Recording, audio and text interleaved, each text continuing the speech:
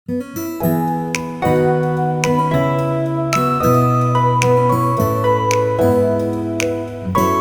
Second lesson का name जो है Nelson Mandela long walk to freedom, जिसकी आज हम समरी करने जा रहे हैं हिंदी टू इंग्लिश। तो चलिए स्टार्ट करते हैं। The inauguration day, 10th May dawned. It was bright and clear. Many world leaders had been coming to the author to pay respect to him. It was before the inauguration. The inauguration was to be the largest gathering of leaders there. उद्घाटन का दिन 10 मई आ गई। मौसम चमकीला और साफ था। लेखक के पास शुभकामना देने के लिए दुनिया के काफ़ी नेता आ रहे थे। यह उद्घाटन से पहले था। वहाँ उद्घाटन दुनिया के नेताओं को महानतम जमघट होना था। ये एक नेल्सन मंडेला की कहानी है, जो कि साउथ अफ्रीका के पहले ऐसे प्रेसिडेंट यानी राष्ट्रपति बने जो कि ब्लैक थे। और साउथ अफ्रीका में रंगभेद नीति यानी गोरे काले को लेकर बहुत ज़्यादा मतभेद थे, और उसमें नेल्सन मंडेला जी का एक राष्ट्रपति के रूप में उभरना, तो ये बहुत सौभाग्यशाली बात थी। तो उसी को लेकर ये स्टोरी है, तो प्लीज़ इसे ध्यान से सुने और इसको समझें। The place of inauguration. The inauguration ceremonies took place in a big open building in Pretoria. Here, the South Africa's first democratic non-racial government was to be installed. उद्घाटन का स्थान प्रेटोरिया में एक बड़े खुले स्थान में उद्घाटन कार्यक्रम हुए। यहाँ पर दक्षिणी अफ्रीका की प्रथम गैर वर्ण जातीय सरकार का संस्थापन करना था। The swearing-in ceremony. On that day, the author was in the company of his daughter, Jenny. Mr. De Klerk was first sworn in as second deputy president. Thabo Mbeki was sworn in as first deputy president. It was the author's turn then. He was sworn in as the president. He pledged to obey and uphold the constitution. He also pledged to devote himself to the well-being of the people. शपथ लेने का कार्यक्रम। उस दिन लेखक अपनी पुत्री जनानी की संगत में था। सर्वप्रथम मिस्टर डी क्लार्क को द्वितीय उपराष्ट्रपति की शपथ दिलाई गई। फिर थबो म्बेकी को प्रथम उपराष्ट्रपति की शपथ दिलाई गई। तब लेखक की बारी थी। उसे राष्ट्रपति की शपथ दिलाई गई। उसने संविधान की रक्षा करने और उसे मानने की शपथ ली। उसने व्यक्तियों की भलाई के प्रति लगाव रखने की भी शपथ ली। The author addresses. The author spoke of the newborn liberty. He thanked all the international guests. He said that they had come there to be with his countrymen. It was the common victory for justice, peace, and human dignity. He pledged to the liberty to liberate his people from poverty, suffering, and discrimination. लेखक का भाषण। लेखक ने नई उत्पन्न हुई स्वतंत्रता के बारे में बोला। उसने सभी अंतर्राष्ट्रीय मेहमानों का धन्यवाद किया। उसने कहा कि वह उसके देशवासियों के साथ होने के लिए वहां आए थे। यह न्याय, शांति और मानव सम्मान के लिए आम विजय थी। उसने अपने देशवासियों को गरीबी, दुख और भेदभाव से स्वतंत्र करने की शपथ ली। Display by jets and helicopters. After a few moments, colorful South African jets and helicopters flew over the Union buildings there. It was for military's loyalty to democracy for a new government. Then the highest military generals, having medals on their chests, saluted the author. He thought that they would have arrested him many years before. Jet और हेलीकॉप्टरों का प्रदर्शन। कुछ क्षणों पश्चात दक्षिणी अफ्रीकी रंगीन जेट और हेलीकॉप्टर वहां यूनियन की बिल्डिंग पर उड़े। यह नई सरकार के प्रति उसके प्रजातंत्र के लिए मिलिट्री सैनिक वफादारी थी। फिर अपनी छाती पर तमंगे लगाए हुए मिलिट्री के उच्चतम जनरलों ने लेखक को सलाम किया। उसने सोचा कि काफ़ी वर्ष पहले उन्होंने उसे गिरफ्तार कर लिया होता। मीन्स जो हमारे नेल्सन मंडेला हैं, उनको उन्होंने सैल्यूट करा और उनके बारे में ऐसा सोचा। Singing of the national anthem. The day was symbolized for the author by the playing of two national anthems. The whites sung Ekose Siklel and the blacks sang Die Stem. These formed the old anthems of the Republic. राष्ट्रीय गान का गाना। लेखक के लिए दिन को दो राष्ट्रीय गानों द्वारा प्रतीकात्मक किया गया। गोरों ने नकोसी सिकेलल गाया और कालो ने डाई स्टैम गाया। यह गणतंत्र के पुराने गाने थे। The author's thoughts. On the day of the inauguration, the author thought of the history. In the first decade, the South African people had patched up their differences with other black-skinned black-skinned people. They had built a system of superiority also. It was it was the basis of the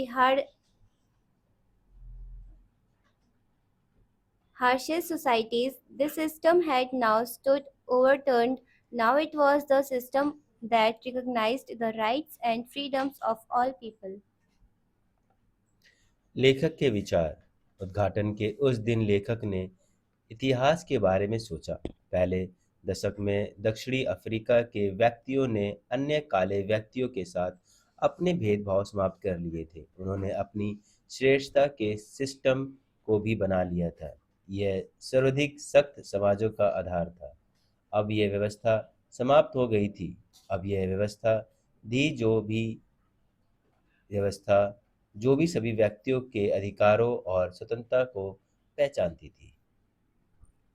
The author's regret.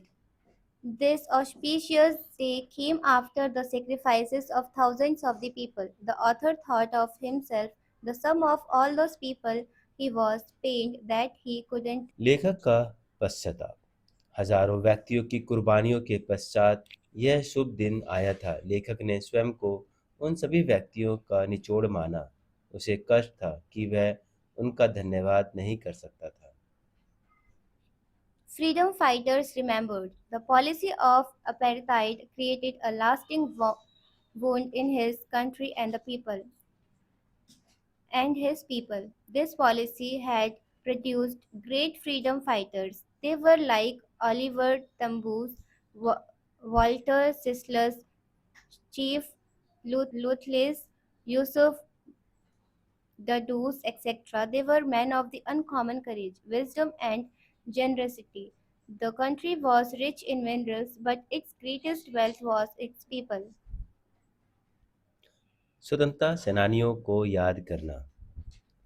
रंग भेद की नीति ने उसके देश और उसके व्यक्तियों के अंदर काफ़ी समय तक रहने वाला घाव उत्पन्न कर दिया। इस नीति ने महान स्वतंत्रता सेनानी उत्पन्न किए थे। ये थे ओलिवर टाम्बोज, वॉल्टर सिसुलम, चीफ लुथिलस, यूसुफ डडस आदि यूसुफ डाडूस आदि। वे असाधारण उत्साह, बुद्धिमत्ता और उदारता के व्यक्ति थे। देश खनिज पदार्थों में अमीर था, परंतु इसका महान धन इसके व्यक्ति थे। The definition of courage. From these people, the author learned the meaning of courage. They risked their lives, they underwent great torture. He learned that courage was not the absence of fear, but the victory over it. उत्साह की परिभाषा। इन व्यक्तियों से लेखक ने उत्साह का अर्थ समझा। उन्होंने अपने जीवन को खतरों में डाला। उन्होंने काफ़ी संताप सहन किया। उसने सीखा कि उत्साह भय की अनुपस्थिति नहीं था, परंतु इसके ऊपर विजय थी। Man's natural godness. The author says that no one is born hating another person due to color or religion. They know they could be taught to love. Love comes naturally to the human heart. In prison, they were pushed to the wall, but he saw humanity in the hearts of the guards. It was man's essential goodness it can't be put out. मनुष्य की प्राकृतिक महानता। लेखक कहता है कि कोई भी व्यक्ति रंग और धर्म के कारण दूसरे व्यक्ति से घृणा करता हुआ जन्म नहीं लेता। उन्हें प्यार करना सिखाया जा सकता है। प्यार मानव दिल में प्राकृतिक रूप में आता है। जेल में उन्हें दीवार तक लगा दिया गया था, परंतु उसने गार्ड के दिलों में मानवता देखी। यह मनुष्य की आवश्यक अच्छाई थी। इसे समाप्त नहीं किया जा सकता। Men's duties. In life, every man has twin duties to his family and to his community and people and country. The author found it difficult to fulfill these two duties. It was because a colored man in South Africa was punished if he lived like a human being. Such a such a man was forced to live apart from his own people, so he was not allowed to do his duties to his family. मनुष्य के कर्तव्य। जीवन में हरेक व्यक्ति के दो कर्तव्य हैं, अपने परिवार, अपने समाज और देश के प्रति। लेखक को इन दोनों कर्तव्यों को पूरा करने में काफ़ी कठिनाई आई। यह इसलिए था कि दक्षिणी अफ्रीका में काले व्यक्ति को यदि वह एक मनुष्य की तरह रहता तो सज़ा दी जाती थी। ऐसे व्यक्ति को अपने ही व्यक्तित्वों से अलग रहने के लिए मजबूर किया जाता। इसलिए उसे अपने परिवार के प्रति कर्तव्य को पूरा करने की अनुमति नहीं थी।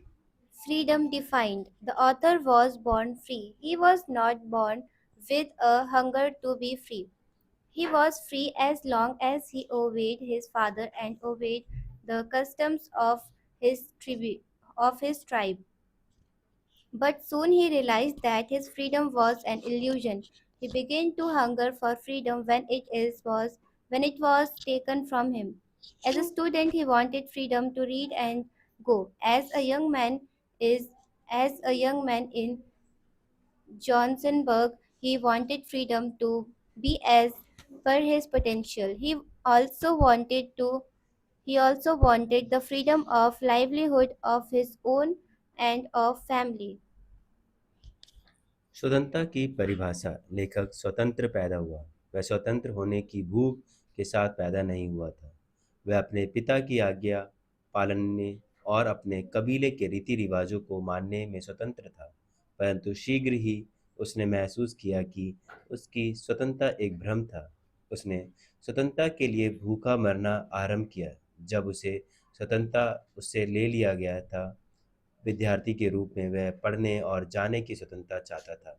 जॉन्सबर्ग में युवा के रूप में वह अपनी ताकत के अनुसार बनने की स्वतंत्रता चाहता था।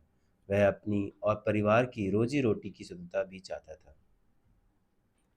Desire for freedom made him bold, but soon he was also not free like his brothers and sisters. Then he joined the African National Congress. His hunger for freedom became great for the freedom of his people. The desire for the freedom of his people to live with dignity gave him power. It made him bold. It made him live like a monk. The chains on his people became chains for him too.